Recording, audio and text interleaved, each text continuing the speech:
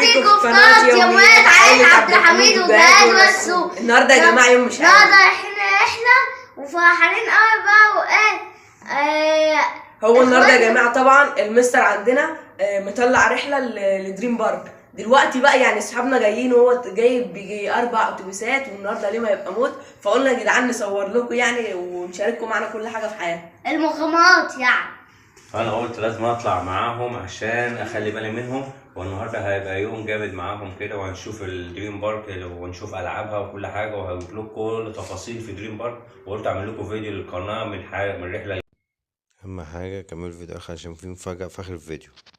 كده يا جماعه وصلنا عند الاتوبيسات اهي، وكده التلاميذ كلهم ركبوا وفرحانين طبعا بالرحله.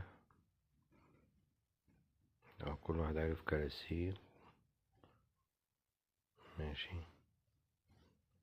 هنا بقى وصلنا الحمد لله دريم بارك، وادي الشباك بتاع التذاكر وكل اسعار التذاكر، وقلت اوريها لكم كل نوع تذكرة وبكل حاجة فيها، عشان اول ما تروحوا تعرفوا اسعار التذاكر والدنيا ماشية ازاي هناك في دريم بارك.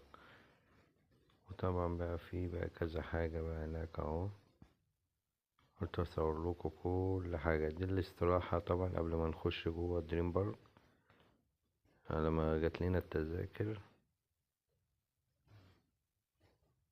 اهو. كده لسه داخلين اهو، كده دخلنا عدينا البوابات، كده بقى دخلنا على دريم بارك وجوه عند الالعاب. كده كل واحد بقى يشوف هيروح يقعد فين ولا هيلعب فين وكان. كده بقى هم العيال بيلعبوا بقى فرحانين، الاستاذ مالك وولاد عمه. ودي الخريطة اللي تعرفكوا كل دريم بارك، اذا كان العاب مطاعم او الاتجاهات، او انت عايز تمشي ازاي تروح فين وتيجي منين، يعني كل حاجة. يعني انت هتلاقي في كل حتة في دريم بارك خريطة زي ديت هتعرف توصلك لأي مكان انت عايزه وبأسهل حاجة. يعني انت اول ما تروح تبص على الخريطة دي هتعرف كل اللي انت عايزه. وفي كمان جناين اهي برضو، انت ممكن يعني لو عايز استراحة تقعد فيها بتاع تاكل اي حاجة برضو، دي استراحات اهي زي الجنينة ديت. ماشي، ده اول دخلة بقى انت داخل بقى على الالعاب. ماشيين اهو، ده بداية الالعاب اهي. في بقى مشكلة كمان ممكن تقابلك هنا، ديت اللي هو الشلال المائي او الشلال المائي. في مشكلة بقى هنا، ديت الملاهي للناس الأطفال للشباب الكبار وبتاع، هنا ما ينفعش ليهم ملاهي هنا للأطفال الصغيرة. الأطفال الصغيرة بقى ليهم ملاهي تانية ديت للكبار بس. يعني دي مشكلة بقى، ممكن يعني حد يروح مع الأطفال الملاهي بتاعتهم، ودي الملاهي الكبار، وكمان بيمشوا بالأطوال. ده لعبة زي اسمها البيت المنزل المقلوب، بتخش تلاقي كل حاجة مقلوبة في البيت جوه وبتاع.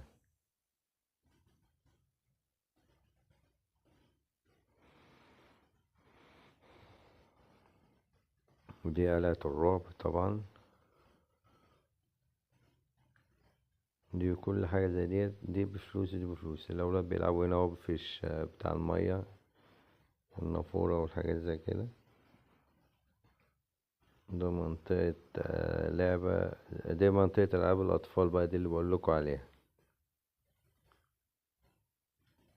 عشان روحنا بتاع الكبار لقينا قالك لا الأطفال ملهمش لعب هنا، فانت طبعا معاك طفل هتروح بيه تلعب فين في كبار، فجبناهم بقى اللي هي الملاعب بتاع الأطفال بتاعتهم بقى، ديت ممكن تمشي كبير وصغير. دي بقى ده المدخل بتاعه. أول حاجة على ايدك الشمال ده محل هدايا وحاجات زي كده.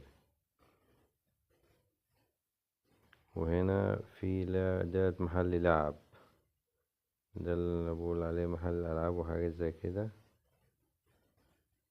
ماشي،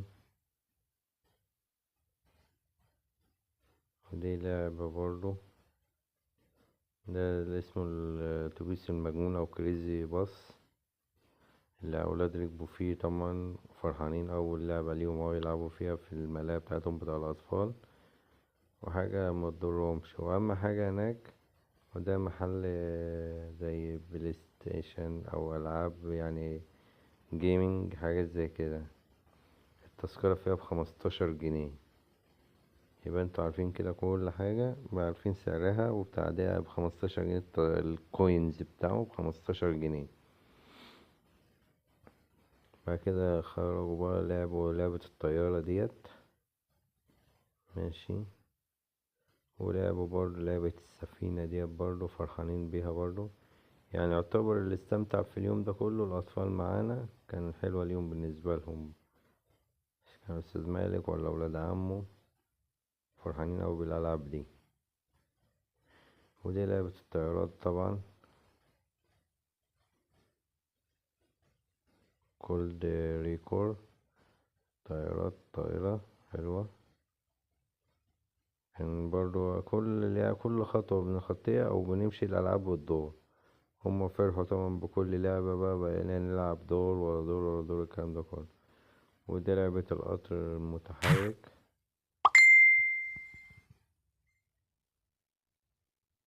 حبيت اصور لكم كل حتة في دريم بارك بحيث انتوا رايحين عارفين تعملوا ايه والاتجاهات ماشيين ازاي. ده القطر برضو المتحرك حاجة زي كده. ودي لعبة المنطاد، ده جميلة برضو اللعب ديت حلوة أوي برضو. خلينا الأطفال يركبوها برضو ولعبوا فيها، واحنا كمان لعبنا كمان يعني قعدنا نقف برضو في المنطاد مع الأولاد برضو حاجة زي كده. قلتلكوا إن الملاهي الأطفال تمشي للكبار والصغيرين، فيها لعبة تمشي معانا ومعاهم برضو، فقلنا نقضي اليوم معاهم بقى. ودي لعبة السلسلة برضو، ركبوها برضو فرحانين بيها. واهم حاجة صح في دريم بارك في اطفال ماشيين بالاطفال، يعني في العاب ينفع فيها الاطفال وفي العاب ما ينفعش فيها الاطفال، بيبقى ماشيين بالاطفال هما. ودي لعبة زي المركب المائي ده كده، لكن حلو كان اللعبة دي جميلة اوي عجبتني، وخليت مالك افندي بقى هو اللي يسوق، ماشي. كان فرحان اوي ان هو بيسوق، وهو بقى يحرك يمين وشمال ويحركها في المية المركب دي. ودي لعبة الساعة الكبيرة، دي برضو حلوة اللعبة ديت برضو في مدينة الألعاب الأطفال، كانت جميلة أوي اللعبة ديت وعالية أوي. يعني من فوق أنا صورت من فوق اهو، جايبالي دريم بارك كلها، جابتلي كل دريم بارك بالألعاب بكل الكبيرة والصغيرة. لكن بجد كان يوم جميل يعني. بقينا نخرج من اللعبة ديت ونروح اللعبة ديت. صورت لي أنا من فوق، واقف من فوق كده في لعبة الساعة ديت، جايبالي كل دريم بارك والأولاد فرحانين اهو، ماشي.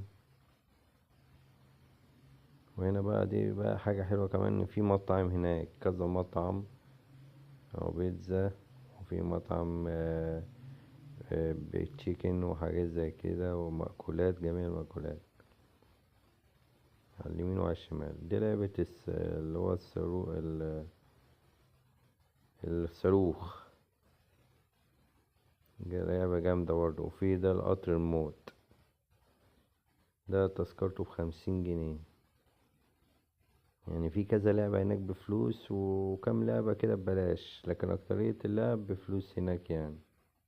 القطار الطائر أو قطار الموت. وفي برضو حاجة زي كده زي بابجي، نظام بابجي، إن يعني بتلبس سترة وحاجة زي كده بالليل. ودي اللعبة بقى اللي هي الأولاد برضو الأحصنة وحاجات زي كده فرحوا بيها برضو، كانت جميلة اللعبة دي وجامدة ومية مية.